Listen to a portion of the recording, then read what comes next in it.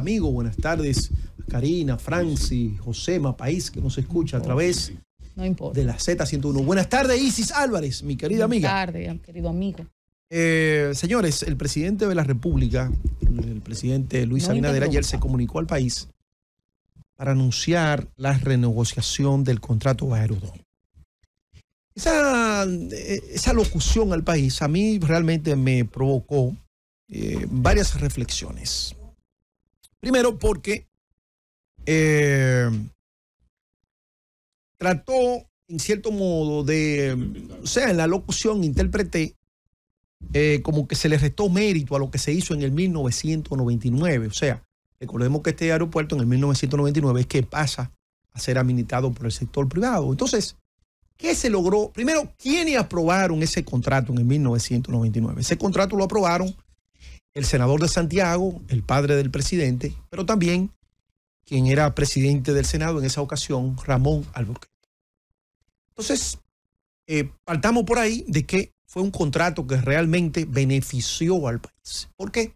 Porque gente honorable a través del Congreso de la República estamparon su firma y votaron una ley que realmente le dio beneficio al país. Entre los beneficios que le dio al país fue que a través de ese contrato se construyó el aeropuerto Gregorio Luperón en la provincia de Puerto Plata, que siempre ha sido un puntal. Por ahí fue que entró el desarrollo turístico al país. Indiscutiblemente que un polo turístico sin un aeropuerto es un polo turístico que realmente no reúne las condiciones de su desarrollo y de su expansión. Otro aporte importante fue el aeropuerto en Samaná, el Catey. Y además la ampliación del aeropuerto José Francisco Peña Gómez, acá en Santo Domingo, en la zona de Boca Chica. Lo segundo es que resulta extraño que algo que tenga que ver con el Congreso de la República como primer poder del Estado se anuncie antes de su aprobación. Recordemos que nosotros vivimos en un Estado de derecho, democrático y de derecho. Entonces resulta extraño que un poder del Estado, poder ejecutivo, le informe a la nación, primero, una concesión que la ley establece que una renovación no puede pasar del 50%. O sea, a ese contrato le han agregado 37 años, cuando solamente se le podían agregar 15 años, porque es lo que contempla la ley 4720. Entonces, estaríamos frente a 47, estaríamos frente a una violación de la ley que compromete también elementos constitucionales. Entonces, en definitiva, ¿qué fue lo que se anunció? Porque por más que nosotros podamos entender e interpretar que el PRM tiene mayoría en el Congreso, por lo menos tenemos que respetar que en la República Dominicana existe división de poderes. Esa división de poderes no lleva entonces a tener que esperar que en el Congreso se apruebe esa extensión y luego entonces a partir de ahí se le anuncia al país. Pero fíjense, señores, la desesperación electoral del presidente Abinader. Fíjense esto es algo insólito.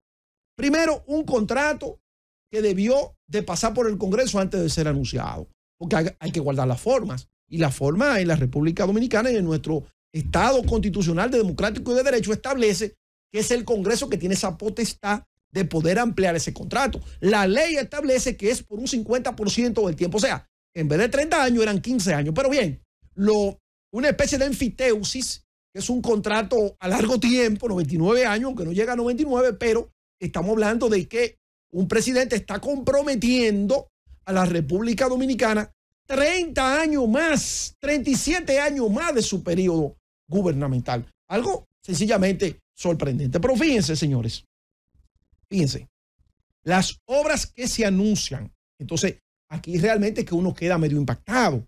Dice asfalto en La Caleta, Boca Chica. Luego dice vía expresa de la Plaza de la Bandera, Isabel Aguilar Pintura, conectando con la 6 de noviembre. La solución de la avenida República de Colombia, avenida Próceres, Gomasluta. Sigue en construcción del puente de Badizo que sustituye al puente flotante de Lozama. La construcción del puente paralelo Jacinto Peinado. El paso a desnivel en la carretera de Sabana Perdida. Unidad traumatológica en San Cristóbal. Y dice, además de 139 pequeñas y medianas obras en todas las provincias, de las que 80% son deportivas. Entonces, uno se pregunta, ¿y dónde está el presupuesto de la nación? Porque se supone que cada año el Congreso de la República le entrega al gobierno o le aprueba un presupuesto de Ley General de Gastos Públicos. Esa Ley General de Gastos Públicos es lo que le permite al presidente, sin salirse del esquema presupuestario, realizar las obras en el gobierno. Entonces, ¿qué hace sencillamente el presidente? El presidente entonces le da una concesión a Aerodón, pero entonces dice que estos fondos los va a utilizar para hacer obras que no están en el presupuesto. Entonces, bien dice la oposición política que esa fue una locución para utilizar unos recursos en campaña electoral. Entonces yo me pregunto, el presupuesto es una ley. El Congreso es la institución del Estado que está para todo lo relativo a las leyes. O sea, el Congreso está para fiscalizar, para representar y para hacer las leyes. Entonces, ¿dónde está el Congreso alrededor de todo esto? Entonces se parte de un principio de que el Congreso es un sello gomígrafo. Entonces, ese es el Estado que nosotros queremos para las presentes y futuras generaciones. Un Estado parecido a épocas ya superadas. Entonces uno queda, por ejemplo, como en el aire. O sea, tú me estás comprometiendo una acción gubernamental por 37 años, más de tu periodo gubernamental. Y además tú me estás comprometiendo unos fondos para obras que no están en el presupuesto general de la República. Entonces, ¿a dónde vamos a terminar con este tipo de situación? Primero, se quiere descalificar lo que se hizo. Lo que se hizo estuvo bien, porque está demostrado que se lograron obras importantes para el desarrollo del país. Segundo, se quiere entonces tomar acciones para extender un contrato, para hacer obras que no discutamos, no estoy discutiendo si son o no son buenas para el país. Claro que son buenas para el país, claro que son beneficiosas para el país, pero uno se pregunta, ¿por qué en este escenario? ¿Por qué estas formas? Porque en definitiva es un problema de forma. Porque si, por ejemplo, esto se hubiese hecho de una manera elegante, utilizando los mecanismos constitucionales, va al Congreso, entonces se aprueba, se ve todo, no tiene elementos constitucionales comprometidos, entonces se logra este tipo de situaciones y a la vez también, vía ley, se comprometen esos recursos para esta obra. Uno podría decir, bueno, fue de manera legal que se hizo. Pero aquí lo que uno nota es, primero, descalifica lo que se había hecho, que fue bien. Se hizo bien porque en esa ocasión el presidente Leonel Fernández no tenía ni el Partido de la Liberación Dominicana, tenía el control del Congreso.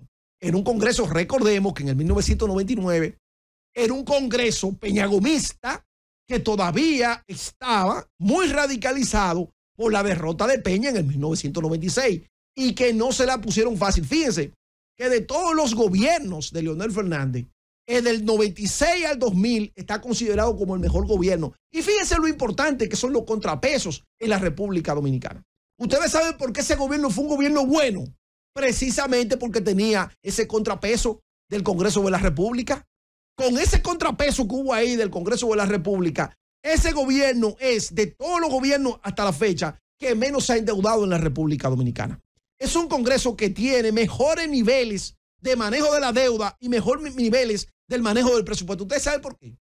Porque tenía un contrapeso en el Congreso de la República. Luego, cuando los gobiernos han tenido compañeros de su propio partido en el Congreso de la República, hemos visto lo que ha pasado, que el Congreso entonces deja esa función importantísima para el Estado democrático de derecho, que es la de fiscalizar. Entonces, ¿qué es lo que nosotros estamos viendo aquí? Nosotros estamos viendo una flagrante violación a la Constitución de la República. Y finalmente, ese contrato terminará siendo observado por el Tribunal Constitucional porque no hay forma de que se pueda extender una situación como esta más allá del periodo gubernamental, porque además esto nos retrotrae a situaciones que pasaron en el 1916. O sea, pero además la propia ley establece que en caso de que ese contrato se vaya a extender, no puede ceder más del 50% del tiempo. Entonces, lo que vimos ayer realmente es algo de desesperación política.